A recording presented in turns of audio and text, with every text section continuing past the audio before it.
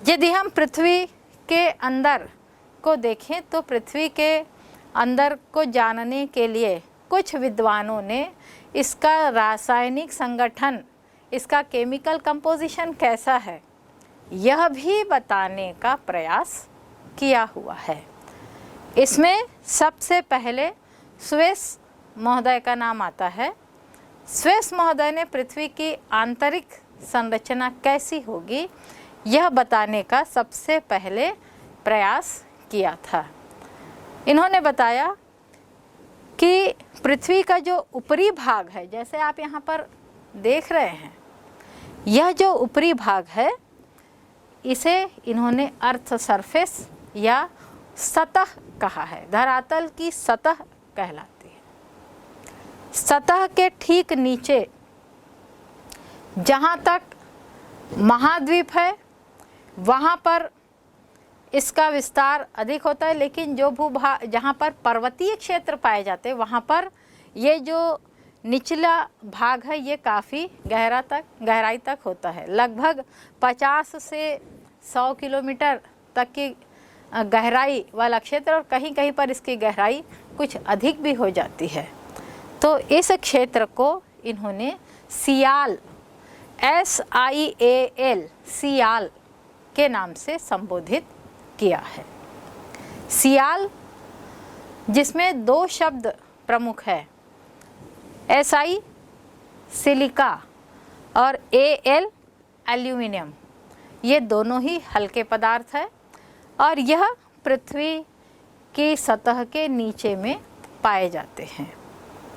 सबसे ऊपरी भाग है पृथ्वी की सतह के नीचे का भाग, इसमें हल्के तत्वों की अधिकता है और इसीलिए इन्हें सियाल के नाम से संबोधित किया है।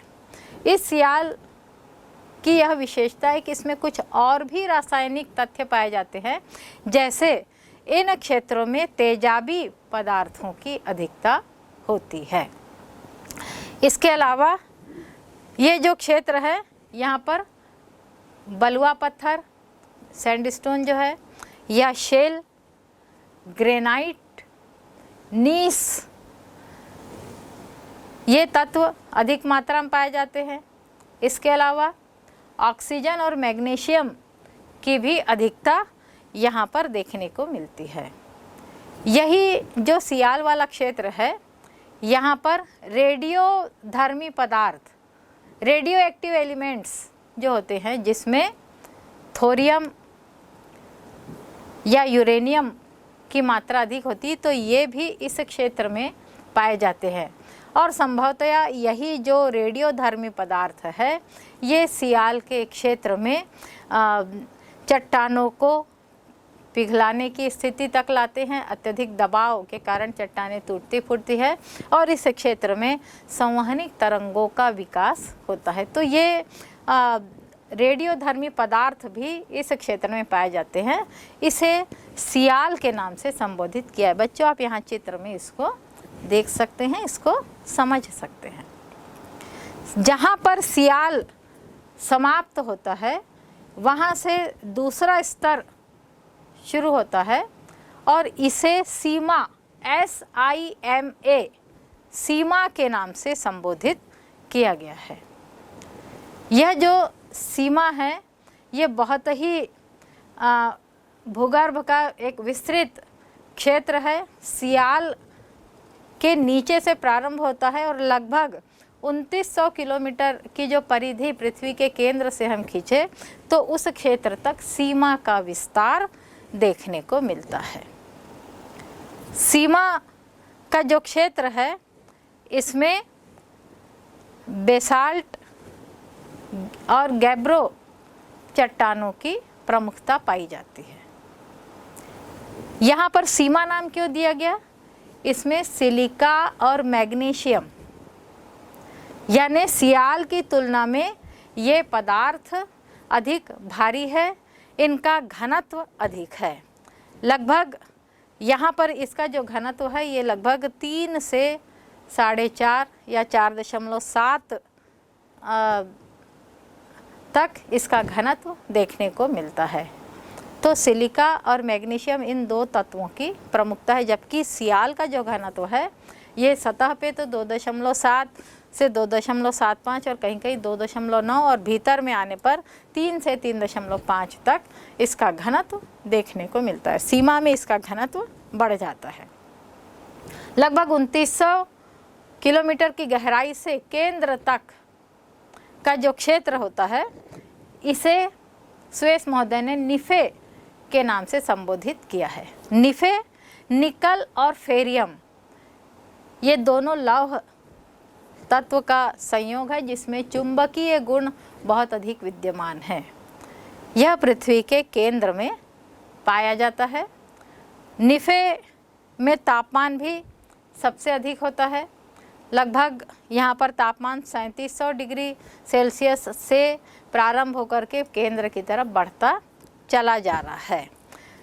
इस क्षेत्र में निफे में निकल और फेरियम जैसे तत्वों की अधिकता के कारण पृथ्वी में पाए जाने वाला जो चुंबकीय शक्ति वाला जो गुण है, पृथ्वी में जो परिदृढ़ता है, पृथ्वी की जो कठोरता है या पृथ्वी की जो स्थिरता है, ये सभी बातें इसी निफे के क्षेत्र के कारण यहाँ पर पाई जाती है। इस क्षेत्र में लोहे के सिलिकेट या मैग्नीशियम के सिलिकेट की मात्रा अधिक होती है। कोर का क्षेत्र लौह की प्रचुरता यहाँ पर पाई जा रही है और इसीलिए जैसा मैंने शुरुआत में बताया था कि पृथ्वी अपने ऑर्बिट में घूम रही लेकिन स्थिर है, एक निश्चित कक्ष में घूम रही है।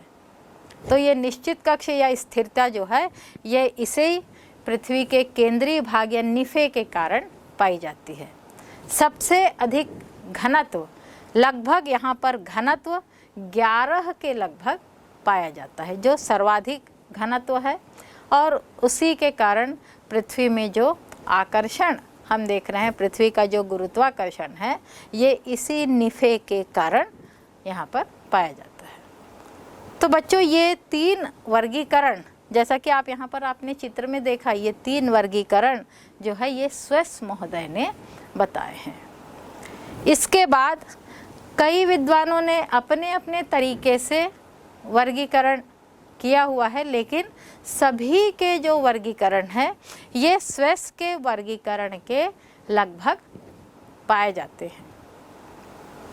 बच्चों आप जानते हैं, जैसा अभी मैंने बताया, आपने सुना होगा कि जो पृथ्वी बनी हुई है ये पृथ्वी कई रासायनिक तत्वों के संयोग से बनी है।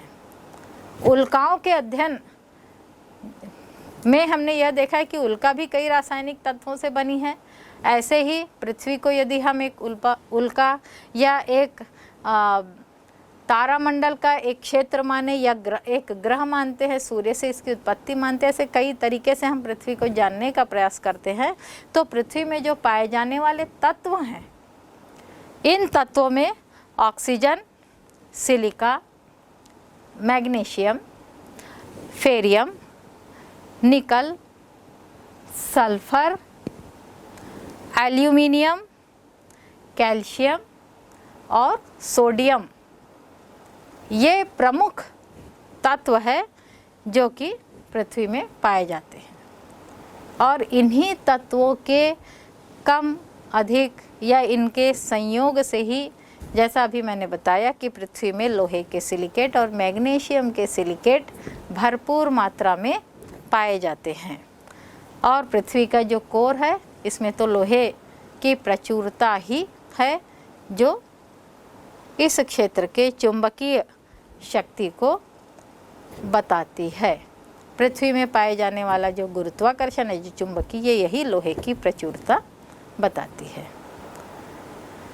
तो बच्चों ये तो पृथ्वी का एक सामान्य वर्गीकरण, अंदर की संरचना कैसी है। वर्तमान जो वैज्ञानिक है उन वैज्ञानिकों ने आधुनिक विचारधारा में पृथ्वी का अंतरतम कैसा है यह बताने का भी प्रयास किया है। आइए हम सब एक आधुनिक मत में हम पृथ्वी का अंतरतम कैसा है, इसको जानने का प्रयास करेंगे। पृथ्वी का सबसे ऊपरी भाग, क्रस्ट, सतह, धरातल, जो आप देख रहे हैं, जो महसूस कर रहे हैं, ये है क्रस्ट, सतह है। ये पृथ्वी के सबसे ऊपर में पाया जाता है। इस क्रस्ट का घनत्व 2.7 से 2.9 है।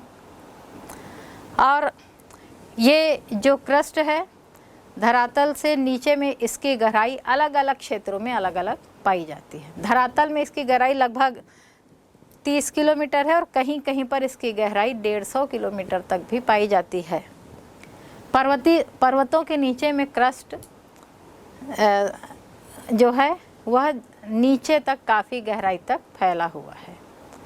तो इस प्रकार से यह क्रस्ट धरातल का ऊपरी हिस्सा है।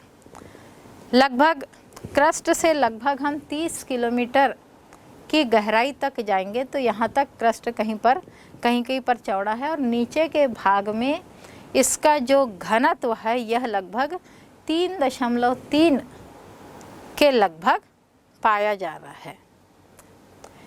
क्रस्ट जहाँ पर समाप्त होता है उसकी जो निचली सीमा है इसे हम ऊपरी मेंटल कहते हैं। यह जो ऊपरी मेंटल है, यह ऊपरी मेंटल लगभग 200 किलोमीटर की गहराई तक या उसके नीचे से 200 किलोमीटर से प्रारंभ होता है। यहाँ पर जो इसका घनत्व है प्रारंभ में 3.3 था और बढ़ते बढ़ते इसका जो घनत्व है वह लगभग 4.3 के लगभग पाया जाता है। इसे हम ऊपरी मेंटल का क्षेत्र कहते हैं।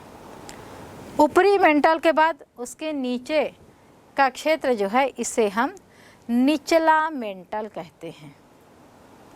यह जो निचला मेंटल है लगभग 700 किलोमीटर की गहराई तक यह निचला मेंटल स्थित है और इस निचले मेंटल का घनत्व 5.5 से बढ़ते बढ़ते लगभग 7 तक चला गया है। और इस प्रकार से ये जो निचला मेंटल है ये इसकी स्थिति कहाँ तक है, 2900 किलोमीटर की गहराई तक। 2900 किलोमीटर के अंदर पृथ्वी का कोर या केंद्र का हिस्सा आता है जिसे हमने जैसे अभी निफे के नाम से संबोधित किया था। तो यह जो कोर है 2900 किलोमीटर से 5100 किलोमीटर तक का जो क्षेत्र है यह बाह्य कोर कहलाता है। बाह्य कोर, यहाँ पर इसका घनत्व क्रमशः बढ़ते चला गया है और बाह्य कोर का जो घनत्व है ये बढ़ते बढ़ते लगभग यहाँ पर 7 से 8 तक चला गया है। उसके बाद लगभग 5100 किलोमीटर से पृथ्वी के केंद्र तक का जो क्षेत्र है इसे हम आंतरिक कोर कहते हैं। इसका घनत्व कुछ विद्वान तो 11 तक मानते, लेकिन कुछ कहते हैं कि इसका घनत्व केंद्र में और भी अधिक है। ये तो एक पृथ्वी का सामान्य वर्गीकरण हुआ। बच्चों, आपको यह जानकर आश्चर्य भी होगा, एक कौतूहल होना चाहिए, उत्सुकता होनी चाहिए कि पृथ्वी का जो हमने ये अलग अलग बेल्ट बनाए हैं, अलग अलग जोन बनाए हैं, ये जोन जैसे क्रस्ट है, ऊपरी मेंटल है, निचला मेंटल है, बाह्य कोर है, आंतरिक कोर है, ये हमने अलग अलग क्षेत्र बनाए हैं। इस क्षेत्र को बनाने के पीछे अनेक विद्वानों के सतत प्रयास, लंबे समय तक इनके अध्ययन शुरू हैं। बहुत से भूगर्भ शास्त्री और बहुत से भूकंपविद जो है वह निरंतर प्रयास कर रहे हैं और उनके प्रयासों की देन है कि ये अलग अलग जो पेटियां हैं आज बनी हुई है। बच्चों, ये जो भिन्न भिन्न बेल्ट या जोन, ये जो अलग अलग क्षेत्र का मैंने उल्लेख किया है, इसका एक उद्देश्य भी है। बच्चों, जैसा अभी मैंने शुरुआत में बताया था कि पृथ्वी अपने अक्ष पर घूम रही है और इसको घूमने में उसको 24 घंटे का समय पूरा लगता है। लेकिन ये जो पृथ्वी के अंदर के जो अलग अलग बेल्ट हैं, इन बेल्ट में जो घूर्णन की प्रक्रिया होती है, यह जो प्रक्रिया है इसमें अलग अलग गति से प्रत्येक बेल्ट घूम रहे हैं। ऊपरी बेल्ट की गति कम है। जैसे जैसे हम पृथ्वी की गहराई की ओर जाते हैं, इनकी गति में कुछ अंतर आता है और इसलिए जहाँ जहाँ पर गतियों में अंतर आता है उसे हम असांतत्यता या डिसकंटिन्यूटी या भिन्नता तल कहते हैं। इस प्रकार के भिन्नता तल में दो भिन्नता तल विशेष रूप से उल्लेखित है। एक है मोहो भिन्नता तल, मोहोरिविक। ये युगोस्लाविया के भूकंपविद रहे हैं और 1909 में इन्होंने एक भिन्नता तल का अध्ययन किया।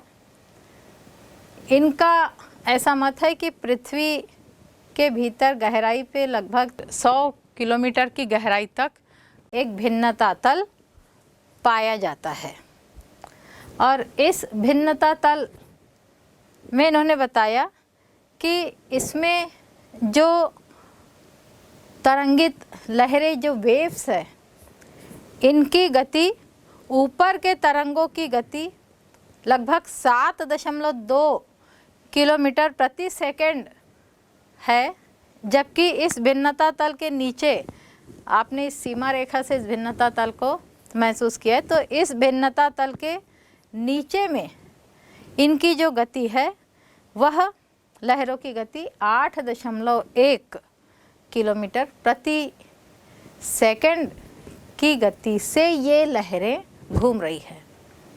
जब एक ही दिशा में घूमने वाली जो लहरें हैं, लेकिन ये एक सीमा बनाती है और एक सीमा के ऊपर में जो गति है वो 7.2 और नीचे में 8.1 प्रति सेकंड की गति से ये बह रही, यानी इनकी गति में भिन्नता के कारण यहाँ पर क्या होता है, जब दो गति वाले क्षेत्र एक साथ चल रहे हैं तो घर्षण होता है और घर्षण होने से यहाँ पर ऊर्जा उत्पन्न होती है।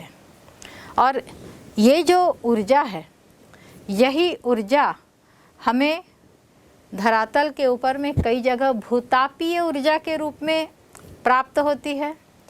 कई भूतापीय ऊर्जा के जो क्षेत्र हैं, इन क्षेत्रों का हम विभिन्न क्षेत्रों में या विभिन्न स्थानों में अध्ययन करते हैं कि ये भूतापीय ऊर्जा कहाँ से आ रही है। तो ये इसी प्रकार के घर्षण से, अत्यधिक ताप के कारण जो घर्षण बढ़ जा रहा है, उससे यहाँ पर भूतापीय ऊर्जा की उत्पत्ति होती है।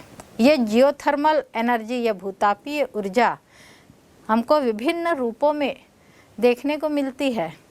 वर्तमान में हम इसको जो ऊर्जा के अल्टरनेटिव सोर्स हम इसे कहते हैं, गैर परंपरागत सोर्स जो हैं, ये इसी प्रकार के ऊर्जा, जैसे कहीं पर तो आप देख रहे हैं कि कुएं से गर्म भाप निकलती है और इसको ऊर्जा के रूप में ग्रहण कर लिया जाता है और इससे विभिन्न ऊर्जा के निर्माण के कार्यक्रम बनाए गए हैं।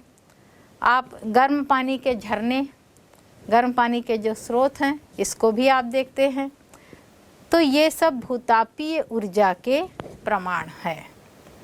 ऐसी पृथ्वी के अंदर में इन क्षेत्र में ऊर्जा के भंडार है और यही ऊर्जा जो है ये विभिन्न सोर्स के माध्यम से बाहर आती है और इसका हम उपयोग करते हैं। इसी प्रकार के एक और असांतत्यता या भिन्नता का जो क्षेत्र है, इस पर अध्ययन सन 1936 में लेहमान ने किया था और उसके बाद गुटनबर्ग ने इस क्षेत्र को उजागर किया। तो मेंटल और क्रोड आप देख रहे हैं, जो मेंटल निचला मेंटल है और उसके बाद जो क्रोड ये बाह्य कोर है, इन दोनों के बीच की जो स्थिति है यहाँ पर भी असंबद्धता पाई जाती है। यहाँ पर भी जो घूर्णन की गति है, घूमने की दिशा एक ही है लेकिन गति में भिन्नता है और इस असंबद्धता का जो नामकरण हुआ है यह गुटनबर्ग के नाम से इसे बताया गया है। तो गुटनबर्ग असंबद्धता इसे कहते हैं, जो कि मेंटल और क्रोड के बीच में देखने को मिलती है। तो बच्चों ये जो अलग अलग जोन है यहाँ पर असंबद्धता आंकी गई है और जिसमें से दो, एक मोहरविक असंबद्धता और दूसरा गुटनबर्ग असंबद्धता, ये दो प्रमुख असंबद्धताएं भी पृथ्वी के आंतरिक क्षेत्र में विशेष उल्लेखित है, जो कि आधुनिक मत के अनुसार पृथ्वी की आंतरिक संरचना में इसका विशेष उल्लेख देखने को मिलता है।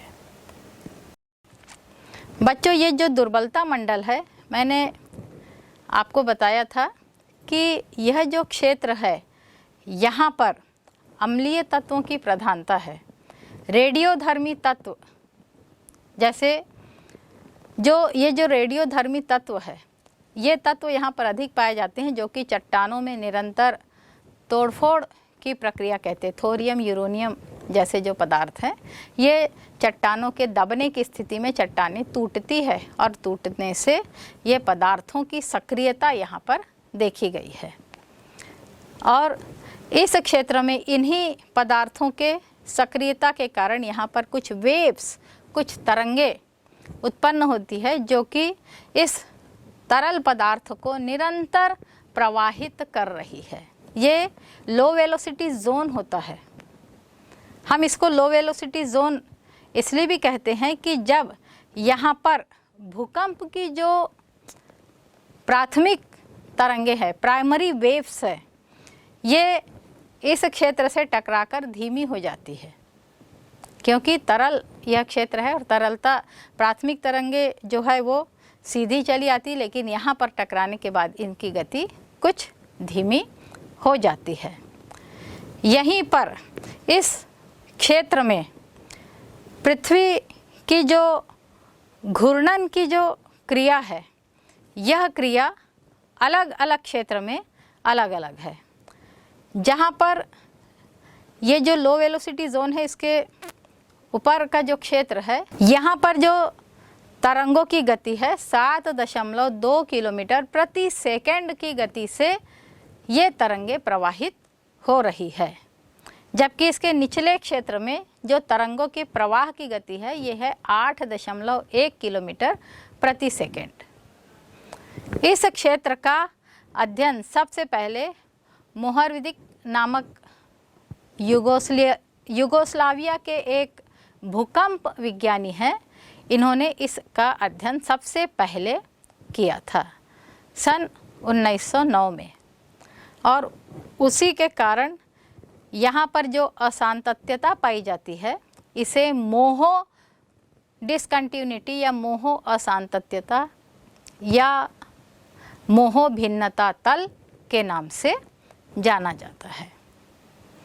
ये जो मोहो भिन्नता तल है, इसके ये क्रस्ट तक का क्षेत्र यहाँ तक है, यानी क्रस्ट और मेंटल के बीच का क्षेत्र, इसे मोहो भिन्नता तल कहते हैं। क्रस्ट के ठीक नीचे और मेंटल का जो ऊपरी सतह है, यानी लगभग 100 से 200 किलोमीटर की गहराई पर, यहाँ पर भी घनत्व में कुछ अंतर आता है और जो ऊपर में जो दुर्बलता मंडल है उसका कुछ प्रभाव नीचे में होता है। तो चट्टानें पूरी तरीके से सॉलिड नहीं है, बल्कि यहाँ पर भी कुछ तरल मात्रा में ही चट्टानों की स्थिति देखने को मिलती है। और उसके कारण इस क्षेत्र में एक चैनल प्रवाहित हो रही है। यह चैनल गुटनबर्ग चैनल है।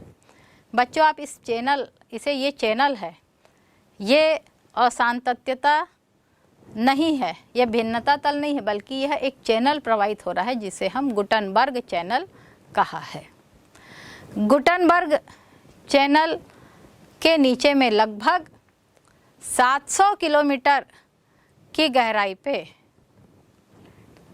एक और लेयर दिखाई दे रही है, और यह जो लेयर होती है यह ग्वालिटसिन लेयर के नाम से जानी जाती है। ग्वालिटसिन लेयर लगभग 700 किलोमीटर की गहराई पर पाई जाती है। इसके बाद ये जो 100 से 700 किलोमीटर की जो गहराई का क्षेत्र है, इसे हम ऊपरी मेंटल कहते हैं, अपर मेंटल इसे कहा जाता है। यहाँ पर जो तापमान होता है लगभग 2000 सेंटीग्रेड के लगभग पाया जाता है, और इस क्षेत्र में चट्टानों का जो घनत्व है वह 4.7 के लगभग पाया जाता है। अपर मेंटल यानी 700 किलोमीटर की गहराई के बाद लोअर मेंटल प्रारंभ होता है, और ये जो लोअर मेंटल है यह 700 से 2900 किलोमीटर की गहराई तक पाया जाता है। एक विस्तृत क्षेत्र में यहाँ पर द्रव्यमान भी अधिक होते हैं, तो इस वृहत क्षेत्र में ये लोअर मेंटल पाया जाता है। लोअर मेंटल में 700 से 1000 किलोमीटर की जो गहराई है, यहाँ पर एक और डिस्कंटिन्यूटी का क्षेत्र बनता है जिसे रेपिटी डिस्कंटिन्यूटी कहा गया है। यह 1000 किलोमीटर की गहराई पे देखा गया है।